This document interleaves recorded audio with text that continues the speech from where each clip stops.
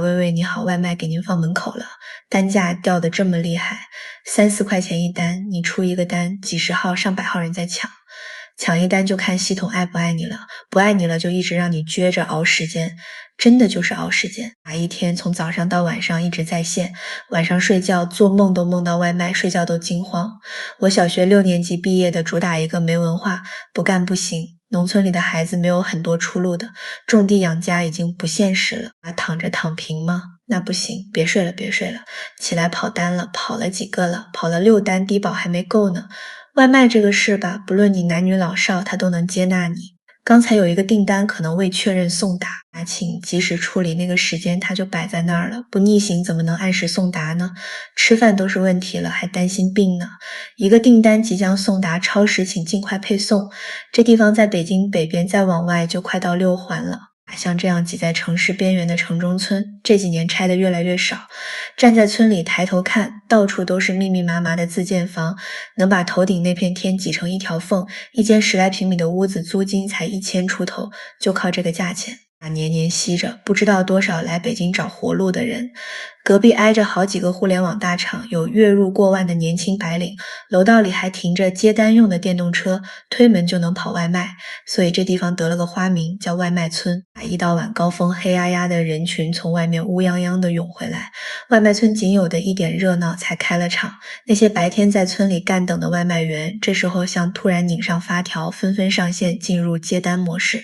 这一大片城乡结合部说不上多规整，可送单的活儿甩得狂，单子多，路边小店天天喊着狂甩狂卖，外卖小哥骑着车在窄巷里钻得贼有条理，他们管这儿叫北漂第一落脚点。我们关于外卖的这份记录，也就从这条窄窄的村子开始。有位骑手在这一片跑了8年了，说起来算是元老级别，村里各种公寓多到数不清，光他随手指的就有上百种、上千样。你看这是个公寓，那就是个公寓，往前挪几步又是个公寓，一间紧挨着一间，贴得跟鸽子笼似的。有些公寓导航上根本不准，新手进来转几圈都找不见，可他只要手上同时接10个8个单，哪条巷子该怎么穿，心里立马清清楚楚，连导航都懒得看一眼。他提着餐往深处走，嘴上喊着送村里来了，有没有带洗衣服的？他想起早几年送外卖，那才是挣钱的时候，差不多17、18年那阵儿，单价高的能有10几块，一单随便拎一趟，5、6单下去，几十块就到手了，哗哗的真跟捡钱似的。现在完全不一样了，一单掉到3、4块钱，想多挣只能靠时间硬堆，一天13个小时熬到底，一个月也就抓个6000来块钱。他是真弄不明白，平台那套算法一年比一年聪明，怎么就没把他的工时缩短，反倒让赚钱越来越难。身上那件皮衣皮裤，说是皮的，其实薄得很，总共也就花了40、50块钱，看着厚实风一打就透，可再厚实的衣服太贵了，买不起。眼下外卖行业到了淡季，蹲半天手机都不想没单。他有时候刷手机，看到有的外卖员拍送单视频，当了网红还赚着了钱，心里头也跟着痒痒，也想试试。我们干脆把录像的小设备借给他，让他带着玩，他往车头一架，怪不好意思的对着镜头傻乐，别动，你拍摄呢，借我玩2天不行？你怎么这摄像头都带上了？你挺能浪啊，大哥，这就要当大网红了，那必须的，等我火了之后真成了网红，高低得自己买个摄像头，天天记录跑单生活。可镜头开着没一会儿，他又对着手机嘀咕，记录没单了是吗？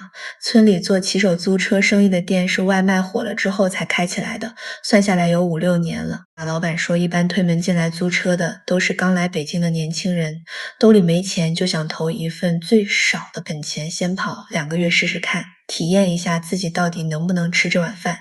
今年各行业都叫压力大，以前坐在楼里搞电脑的那些人好些也下来了，下来以后能干啥呢？看来看去跑外卖的人真就不少，其实4、5年前干这行的人就扎堆了，前2年男的多，现在女骑手也一点不少，大部分还是文化程度不算高，别的工作不好找，有的甚至岁数也上来了。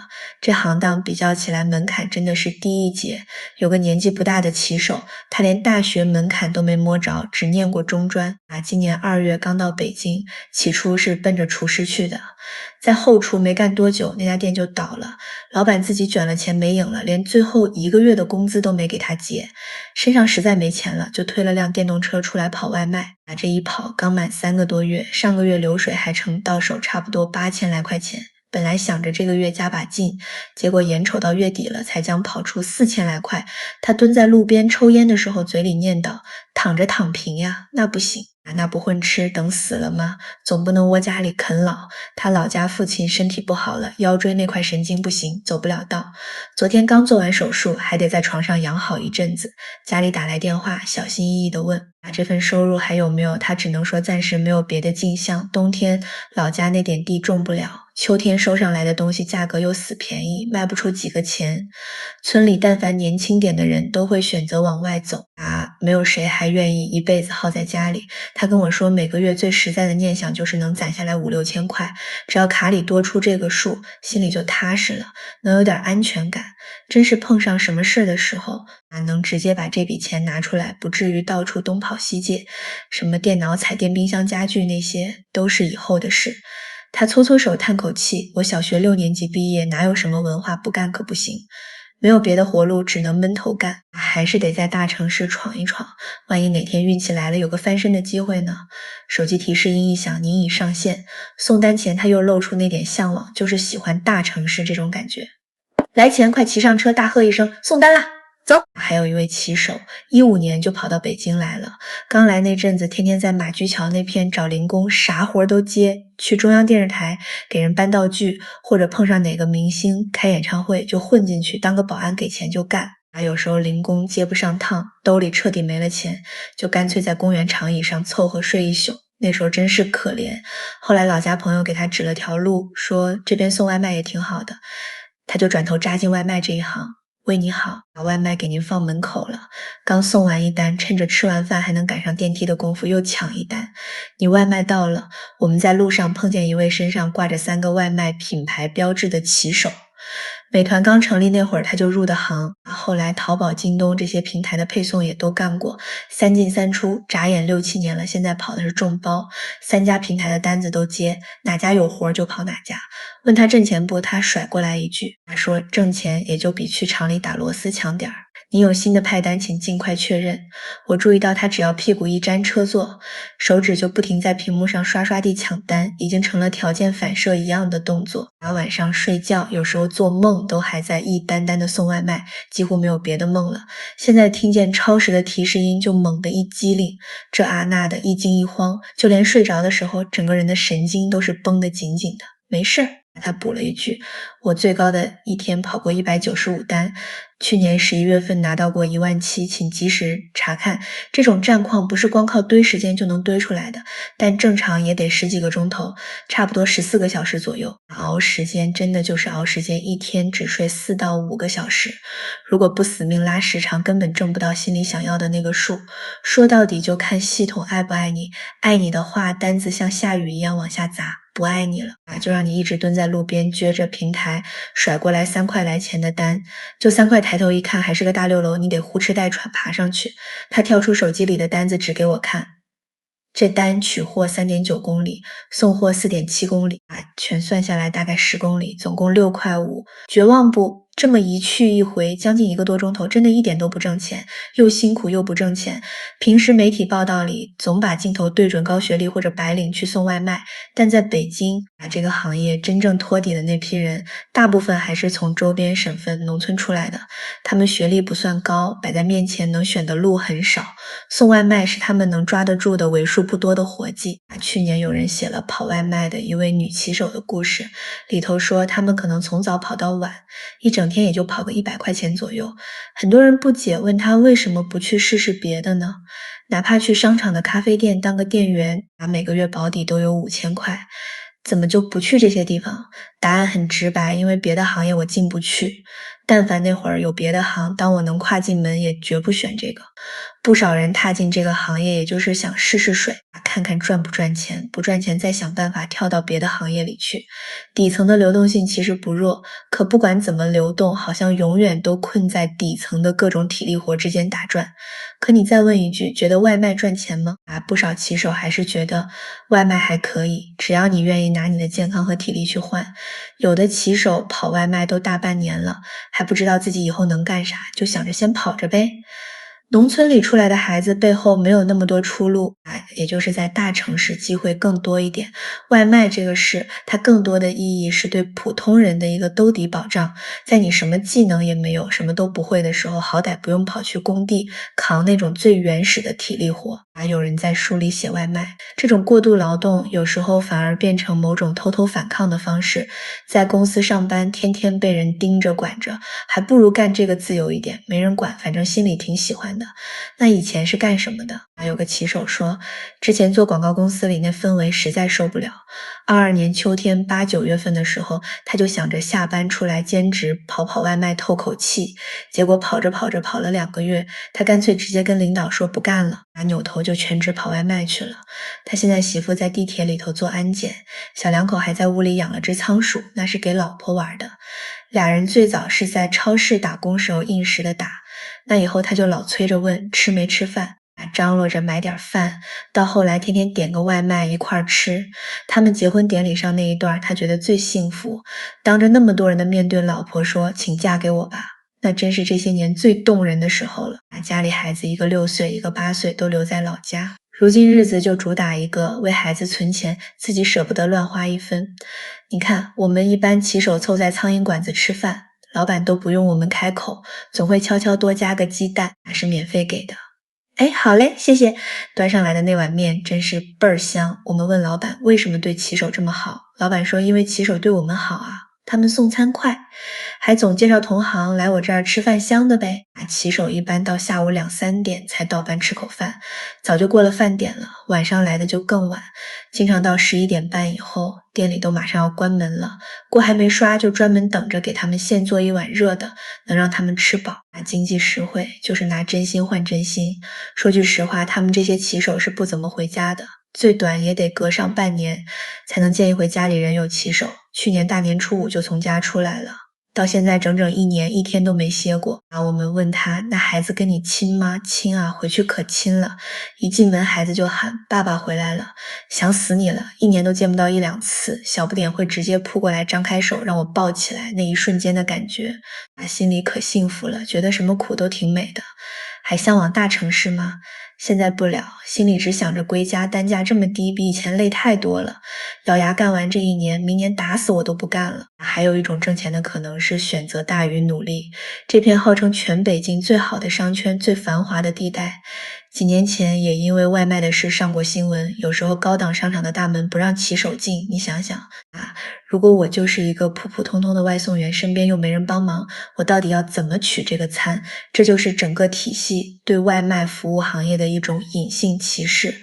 可从来没人弯下腰去问问天天跑这片的外卖员，他们心里到底怎么想。你猜人家怎么说？你不让我进去，我还觉得更好呢。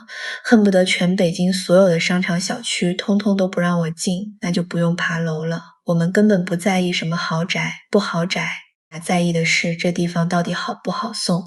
有个甘肃来的骑手在北京漂了好多年，早先自己干餐饮，后来餐馆关门了才转行跑外卖。他说开饭店那阵挣的钱竟然还没有跑外卖挣得多。人一旦干上外卖，再叫你回去坐办公室，就真的回不去了。你去别的公司上班，1个月满打满算给你5、6千块，只要你肯把力气下在外卖，上1个月拼下来能摸到1万5，扣掉3000多的吃饭钱，还能实打实存下1万块。进商场取餐往哪走？小员工通道，就这里头7拐8拐，有2、3个取餐的地方。一个小员工通道，一个大员工通道，还有一个华联通道。他在这片跑，专送4年了，专送的单价相对高一些，代价是每天一早要开早会，还得一块喊口号。喊啥口号？配送准时好用。老家在河北那边，原本村里有很多干石雕的但后来因为污染整治石雕全部让干了，家里人现在一股脑都出来打工。这外卖行业主要图的就是工资还算过得去，目前单价还行，节省着点也能给家里带回不少钱可能是因为收入相对稳当一点，这片区的外卖员也稍微愿意给自己花点钱。你喝的什么呀？咖啡，这一杯6块多，喝的就图个环保提神，要不一坐下就犯困，骑车都容易迷糊。有没有好衣服？那肯定有啊。最好的一件是七匹狼的羽绒服，花了1300多，怎么说也干满1年了，怎么着也得买一件像样的穿一穿。农村没有来钱的路子，只能到城里玩命拼。我来这边十几年了，喜欢北京吗？可以挺喜欢，这里有那种让人停不下来的拼劲，有些消费不知不觉就成了小圈子里的风尚，他们中间甚至流行起要赶时髦的头盔，这个好玩的头盔是别人给的，就是觉得好看，甚至有时候接到的单子还会出现你根本想不到的需求。送过那种特别奇葩的东西吗？上楼帮扔个垃圾能给10来块钱，既然花了钱那我肯定给扔。当时心里怎么想的，还有这么懒的人，哈哈。我们还遇到了一位老北京，他在这行干的久到能写一部活历史，干了20多年，最早也是给肯德基店里送，后来美团饿了么一出来，他就挂上平台跑，眼瞅着60岁了，快到退的年纪了。我们问他怎么出来干这么辛苦的活，他倒是很坦然，不干这干什么呀？这玩意儿轻松，自己说了算。我们跟着他一路走到了传说中的万柳，这地方每平米均价25万，外卖员进小区的流程特别繁琐，好像门都不让进门，口保安拦着，必须业主打电话确认外卖才能放进去。这里头特别安静，也特别整洁，连停在路边的外卖车都比别处少。我们在附近随机问了一位路人，您平常接触外卖员多吗？那位路人答得很干脆，我不点外卖问为什么。他说那个卫生不行，只要你吃了当时不死，他就敢卖给你。虽然路上人不多，但这边的人倒是很愿意聊关于外卖的话题。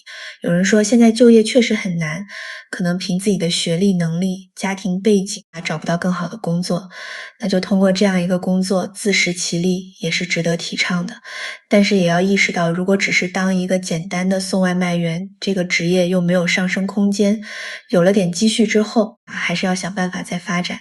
您有新的外卖订单，请及时处理。我们还聊到了外卖大战，有人觉得外卖大战是让更多的人参与进来，想达到它的商业目的。新生事物刚出现的时候，定价标准都不成熟，原来的爆发是不成熟，现在的内卷也是不成熟，打价格战本身就是一种不成熟的思维。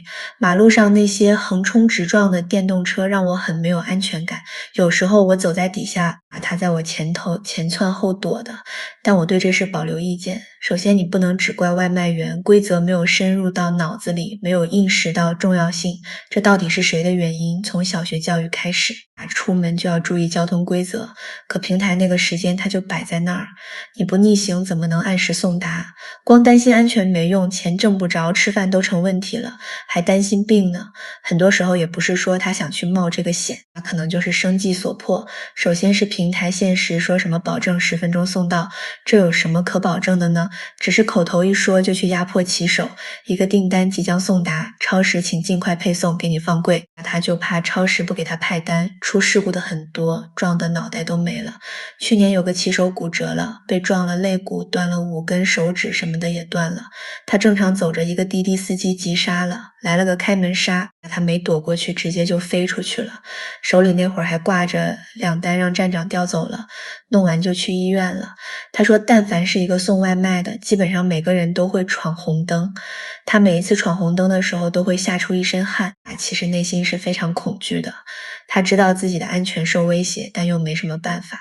一个人为什么要闯红灯？因为送得快，更重要，他着急挣下雨钱。用他们的一句话就是，今天你跑出去，第一天你回来了就是回来了，明天出去能不能回来？你不知道为什么有这么大的赚钱压力，因为喜欢钱。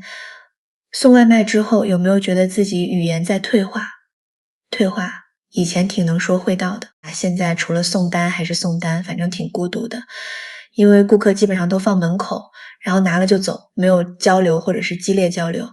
你骂我，我啥时候骂你了？你骂我干这么多人，以前很少说脏话，后来发现大家都在讲自己的情绪，没有办法抒发出去，然后就说了。第一次有了之后就一直说，比如前面的车挡事了，小区里边不好走，各种原因。每次说完脏话以后，哎呀，还会忏悔一下，为什么要变成这样一种人？明明不是一个很暴躁、很急的人，但是送外卖的时候让人变得很急迫，没办法控制情绪。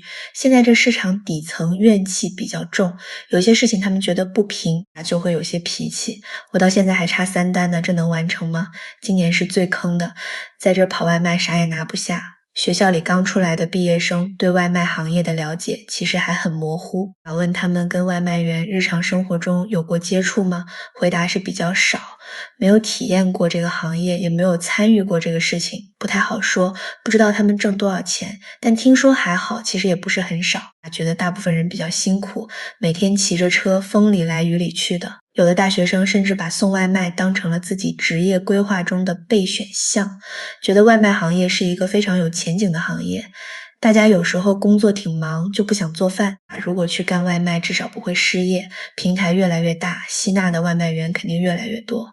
有人之前也考虑过要去送学编辑出版学的，没有特别高的专业壁垒，包括现在考研考公研究生的含金量也下降了很多，很可能毕业即失业，然后一开始就从送外卖做起，干1个月了，公司给安排的宿舍6个人，差不多都是年轻的大学生，现在大专实习挣不到什么钱，薪资也就4、5千，想通过送外卖简单上手就能挣点钱。外卖转单求助，请及时查看。您觉得现在年轻人不好找工作吗？不好找，太难了。对于现在大学生来说，找到的工作都不是自己理想的那种薪资。现实中，高学历送外卖仍然是少数故事。但是我们的确遇到了一位10几年前重点大学毕业的女性，她做了7年全职妈妈，人到中年却送起了外卖。她2011年大学毕业后怀孕生孩子，辞职以后照顾孩子，6、7年没上班，家里收入主要靠老公，老公会把收入都放到她这儿。但是如果哪一天他不放了呢？这完全是由她决定的，她决定不了。这对一个女性来说意味着要有更多的选择权。她已经找工作找了一段时间了，对自己的认知也比较清晰，一个没有工作经验，学历也用不上，还过了35岁的宝妈，找工作很难找不到。那就先从体力劳动开始，就想到了送外卖，这都是渣子咋爬？哎呀，这咋爬呢？可能从一个之前的毕业生到现在送外卖，他对自己也还是满意的因为觉得能脱下孔乙己的长衫去送外卖，很多人是做不到的，他能做到了就挺牛的。外卖这个工作他接纳了他，不论男女老少他都能接纳。18年前我国的第一笔线上外卖订单诞生，10几年中很多人的命运齿轮也随着外卖行业的发展而转动。我们去的那个村子人均1亩7分地，一年挣个2000来块钱，一年挣2000，你会在家里边不？说的是每一个人，他们以各种方式与外卖发生着联系。有人被外卖烫倒了，滚下了天桥，滚了大概半截天桥。那个外卖员呢，他跑了，他照见了人性的很多面。那你起来之后骂他了吗？没有起来之后擦着伤口，觉得这就是很被异化的结局。他已经只剩腿了，好像一棵树。下午茶是树根，主要部位是树干，应该后代树根。树根越强大，树干长得越快，树叶子才能更多的接触阳光，应该是这种思维。咱们的思维都是往往扣空空，别看他们都是企业家，这个社会是落后的，人们对外卖褒贬不一，又爱又恨。外卖员一天辛苦下来，形象各方面不是那么好，但入了这个行业以后，发现它是一个很干净的行业，因为只有很勤劳的人才能干得下去。今天我生日快乐哦！就早上发个红包，打鼓了半天也不会弄。妈妈不会发红包，但爸爸给发了。没收弟弟发了一句生日快乐。今天生日吃点面条，昨天送蛋糕跟商家要了一盒小蜡烛，一会回去插面条上，想对35岁的自己说什么？辛苦了，在这打会儿彩票吧，万一中个大奖就直接回老家起飞了。没吃过的都尝尝给孩子上高档学校，那楼不是便宜了吗？买它2、3套。比如去三亚度假，自己肯定感觉身价提高了一个档次。万一哪天翻身了呢？做人要有梦想，如果没有梦想，跟咸鱼有什么区别？外卖员正在和他们的车轮塑造着一个世界。如果你也看到了这里，不妨点个关注。下期我们继续带你去看那些不被看见的生活。